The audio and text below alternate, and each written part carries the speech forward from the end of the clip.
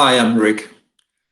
Before we dive in how we are using Crunchr within our company, I would like to give you a short outline of our talent management process so you have a little bit more context.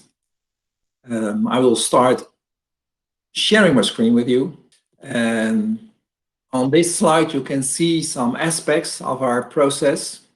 We start with the people cycle we have, and especially two of the elements of that is how we develop people and how we give them an environment to utilize their talents. But before we know how to develop them, what kind of things they need to grow, but also how they can apply their talents, it's very important for us that we know them, and that's the second part of it. So we have great conversations within our company, and in those conversations, it's not only about business goals, but it's also about personal development on the long, but also on the short term. And we put goals on that together to make sure we make the desirable developments really actionable. We support that in the grow part with programs, trainings, projects, exchange, all those kind of things that are needed or desired by our talents. And the last one is flow, and that we make sure that people are on the right place, on the right time. We also said a talent is not a manager's asset, it's a organizational asset. So we really look together with each other to where we should put the talent to work. And that's also done, of course, with the talent. It's not only a decision of the organization. We also run a people review at least once a year, but managers are free to do it more often if they want to have a more up-to-date picture of how the workforce is. We use, of course, performance, KPIs, but we also look at the potential side, and we use two elements for that. That's the learning agility, the 5 dimensions of learning agility, and our human forward leadership framework, although the framework is also a little bit used as a rounding factor in it. And this framework is built up in 4 pillars and 4 core competences. With all of those data, we plot the people in, the well-known 9 grid. And we use the 9 grid as a tool to have a good conversation about our talents. So it's not a mathematical manner of just putting in one of the boxes and that's it. It's just when they are there, then we start the conversations and see if there is a shared view on it, but also what are the actions we can do to help our talents to grow further. And under this, there is also reward and the development really in the practice. So this is a little bit of the context I want to give you before we go to the next slide. And therefore, I will hand over to my colleague, Ronald. He will give you a little bit more in-depth information how we are using the data that is in the Crunchr tool and helps us to make data-driven decisions. So, Ronald, the floor is yours. Yes, thank you. Thank you, Rick, for sharing that and taking us along the journey on talent management within Randstad. My name is Ronald Fliphuis. I'm head of reward at Randstad and also heavily involved in all the HR data analytics that we do at Randstad. So today I will show you a bit around on what data insights we use around talent management within Randstad. A few slides prepared for that as well. And I think one of the main things to keep in mind that within Randstad, we really try to create data-driven insights. And ultimately to improve our decision making with that. And it goes from business to HR to all the way down to talent management. So with that said, I have a few slides for you. First of all, it's on millennials, because this webinar has a clear focus on that. So what we did is we looked in Crunchr, which is our HR analytics tool, and we looked at what we see around millennials. Now on this slide, on the top right, you see employee distribution. So this is on the 9-box grid that Rick explained is a clear or a very common instrument that we use to understand how our talent is doing. And what you see here is that millennials, compared to the rest of the organization, have a clearly higher potential. As the low potential line, they are less common in those areas. Now that said, millennials, obviously it's an important group, but we don't really use labels like millennials or Gen Z internally within Randstad.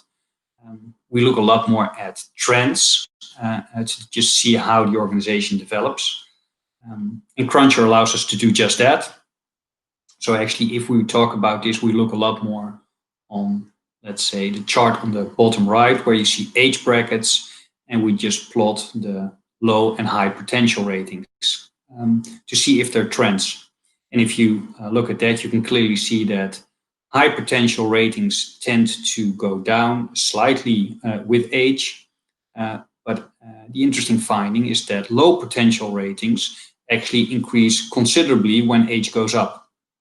So when you think about learning agility, one of the topics that Rick mentioned earlier on, I think this is clearly an interesting insight in that discussion that we also use to understand, okay, so how does that relate to each other?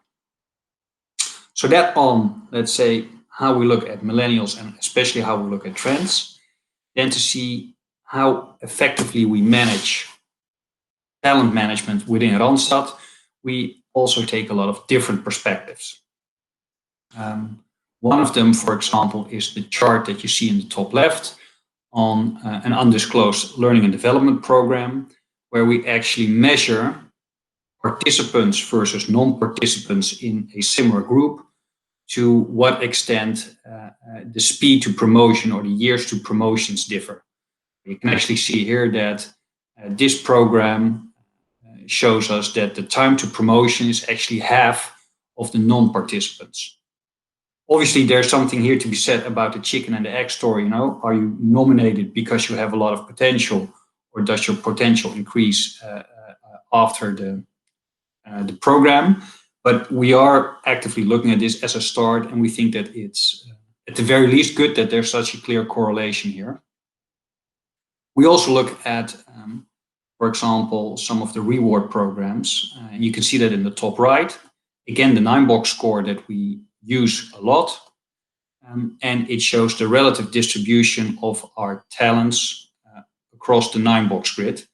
And here what you see is that the people that are actually participating in this reward program have a higher relative distribution to the top right. So basically what we see here is that this instrument is aimed to retain top talent, and actually participants in this program have a clearly higher talent score than, let's say, the reference group. So this is an indication for us that this instrument is used effectively and is targeting the right people. On the bottom left, you see engagement scores. So we also try to understand how engaged is our population, obviously. And again, if we plot the engagement scores across the 9-box grid, we, with a heat map approach, again see that top talent is clearly more engaged than people with a lower talent score. So this is also a key interesting finding for us. But we also look at retention of our talent. So what you see here is that retention is basically for us the inverse of turnover. And what you see here is that retention is relative high for top talents, high performance, high potentials. And you see it decreases when you go to the bottom left, with the exception of a low score. And that's actually an interesting finding for us. That also helps us to really look at how do we become more effective in this area, because obviously we would like to keep as much of our top talent as possible and see how we can develop people from a low to a better rating or to a position where they are better suited for. So this is actually, I think, a good example of how all these different insights lead to a finding that we feel that requires more focus, more investigation, and ultimately allows us to take action in a more effective manner to really just become a better company. I can imagine this is quite abstract if you just look at these charts. Obviously, we can't use our real data set in Crunchr for privacy reasons. We don't even want to do that. But what we did find was that perhaps Jeroen could give us a demo on actually how that would look in an anonymous environment. So with that, I think that comes to an end of my section. And Jeroen, I would like to ask you to show us around Crunchr to see how you could create these insights with the system itself. Jeroen, to you.